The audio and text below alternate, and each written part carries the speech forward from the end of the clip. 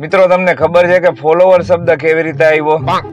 એક વહુ એના વરને કહેતી હતી કે માંડવી ફોલોવર, લસણ ફોલોવર, એમ કરતા કરતા ફોલોવર શબ્દ આવી ગયો.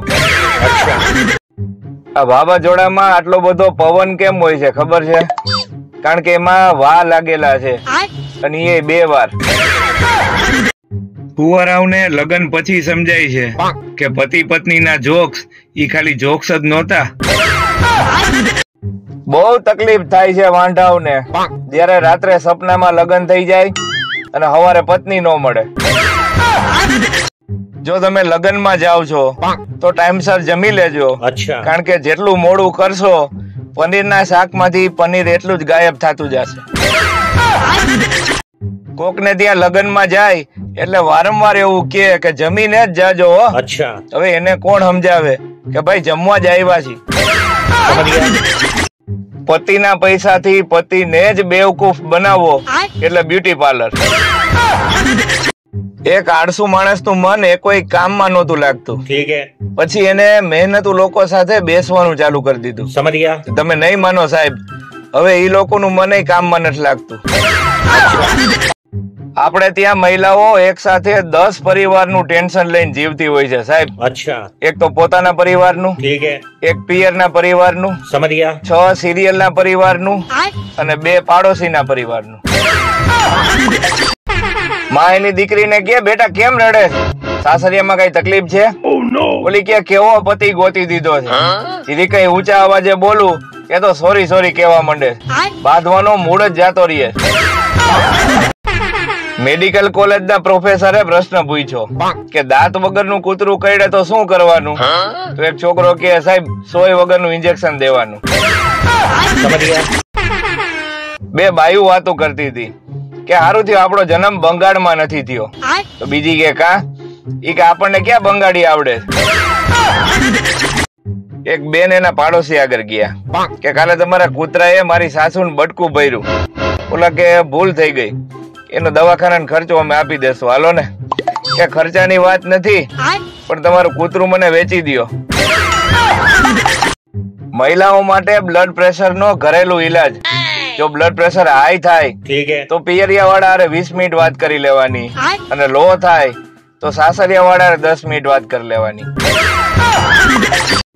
પતિ પત્નીએ કેવી રીતે જીવન જીવવું અને ઘર સંસાર કેવી રીતે હલાવવો એની સલાહ આપણને જેને લગ્ન નથી કર્યા ઈ દે છે. બોલો, વેડિંગ અને વેલ્ડિંગ એમાં શું તફાવત છે ખબર છે? વેલ્ડિંગમાં પહેલા તિખારા થાય અને પછી ગઠબંધન થાય, જ્યારે વેડિંગમાં પહેલા ગઠબંધન થાય અને પછી આખી જિંદગી તિખારા થાય. 2 બાયું વાતો કરતી હતી. એક કે તમારા પતિ જેલમાંથી છૂટી ગયા, ઓલી કે હા, એનો ક્યાંય ટાટીઓ ટકે. કાલે મને મારા ગણિતના શિક્ષક મળ્યા. હું પગે લાગ્યો, મેં કીધું સાહેબ તમારા નંબર તો આપો. મને કે લખ 9,83,27,87,545. સાહેબ ને પાછો પગે લાગ્યો, મેં કીધું પછી મળી સાહેબ. શિક્ષકે છોકરાઓને પૂછ્યું કે ગરોળી કોણ છે? એક છોકરો હાથ ઊંચો કરીને કે સાહેબ ગરોળી છે ને ઈ કુપોષિત મગર છે. એને બાળપણમાં બોર્નવિટા પીવા ન મળ્યું ને એટલે કુપોષણનો શિકાર થઈ અને ગરોળી બની ગઈ.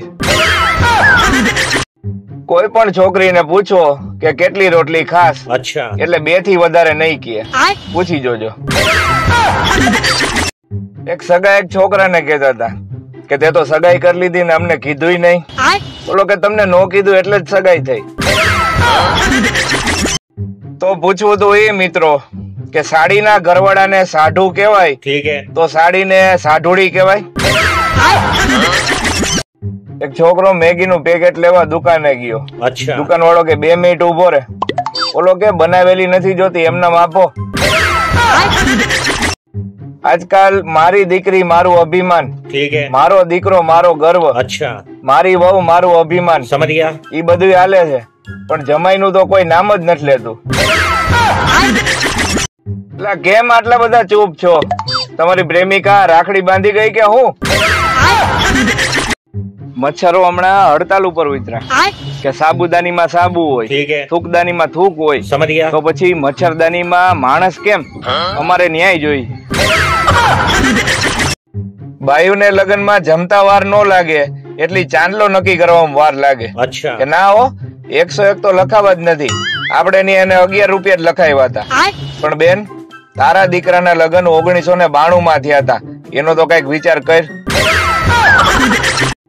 ભારતીય માતા પિતા સંતાનોને કોઈ વાતની ના નથી કહેતા. ઠીક હે.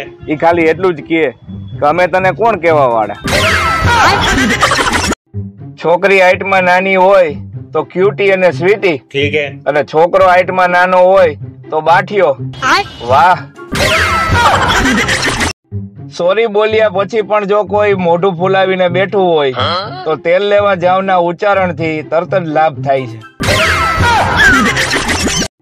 જો તમે ગુસ્સાને કાબુમાં કરવા ઈચ્છતા હોય અને સહન શક્તિ વધારવા ઈચ્છતા હોય તો એક સાડીની દુકાન ખોલી લ્યો. ડોક્ટર એક બેન ને કે તમારામાં વિટામિન ની કમી છે, હિમોગ્લોબિન ઓછું છે, આયર્ન ની કમી છે. અચ્છા. ઓલી બેન કે બસ કરો સાહેબ, આટલી ખામી તો મારા સાસુએ મારામાં નથી કાઢી. માનસિક તણાવ તમને ત્યાં સુધી નહીં સમજાય જ્યાં સુધી એક પાણીપુરી તમારા મોઢામાં હોય, અચ્છા, એક હાથમાં હોય, એક તમે ઉપાડેલા બાઉલમાં હોય અને એક પાણીપુરી વાળો તમારી રાહ જોઈને પાણીપુરી ભરીને ઉભો હોય. પ્રેમ ઈ તો જીવનનો પ્રકાશ છે સાહેબ. અચ્છા. અને લગ્ન ઈ પ્રકાશની વીજળીનું બિલ છે. ઇન્જેક્શન લગાડ્યા પછી અમુક દેશમાં થેન્ક યુ બોલવાનો રિવાજ છે. અચ્છા. જ્યારે આપણા અહીંયા પૂછવામાં આવે છે કે ઢેરો થઈને પાકશે તો નહીં ને. એક વાત ખાસ યાદ રાખજો મિત્રો, જયમાં પહેલા ભલે હાથ નો ધોવો પણ જયમાં પછી ખાસ હાથ ધોજો, કારણ કે નકર મોબાઈલ ઉપર ડાઘા પડી શકે. આ અમુક લોકોના છૂટાછેડાના ભાવ સાંભળીને મને તો એવું લાગે છે કે બેંક વાળા હવે હોમ લોન ની જેમ છૂટાછેડા લોન ચાલુ કરશે. ફાંદ એટલે તમારી માલિકીના પ્લોટની બહારનું ગેરકાયદેસર બાંધકામ. એક સુખી પતિ હતો. ઠીક હે. તો કોણ જાણે કોણ હતો, આપણે તો ખાલી વાત સાંભળી છે. આજે મોલમાં શોપિંગ કરતા કરતા વિચાર આવ્યો કે આ ટ્રોલીમાં વોરન રાખવા જોઈએ. એક્સક્યુઝ મી માં તો બાયું દાદા નથી દેતી. સૌમ્ય, સુશીલ અને શાંત સ્વભાવ વાળી પત્નીનો પતિ જ ચોમાસામાં સફેદ કલરનું જીન્સ પહેરી શકે. લગ્ન પહેલા જે છોકરી એમ કેતી હોય કે હું જેને ઓળખતી નથી એની યારે લગ્ન કેમ કરું, એની છોકરીના લગ્ન થાય એના ત્રીજા જ દિવસે સેલ્ફી પાડી અને કેપ્શનમાં લખે best hubby in the world. અમુક જગ્યાએ ઇંગ્લિશ ફરજિયાત બોલવું પડે. અચ્છા. રાજકોટમાં રિક્ષા વાળાને તમે એમ કહો કે લીલી જમીન વાળી ચોકડીએ લઈ જાઓ તો બિચારા એ ઘુમરે ચડી જાય. 65 કિલોની છોકરી એની બાયોમાં લખે કે નાજુક પરી. અરે બેન, જરાક શરમ તો કર.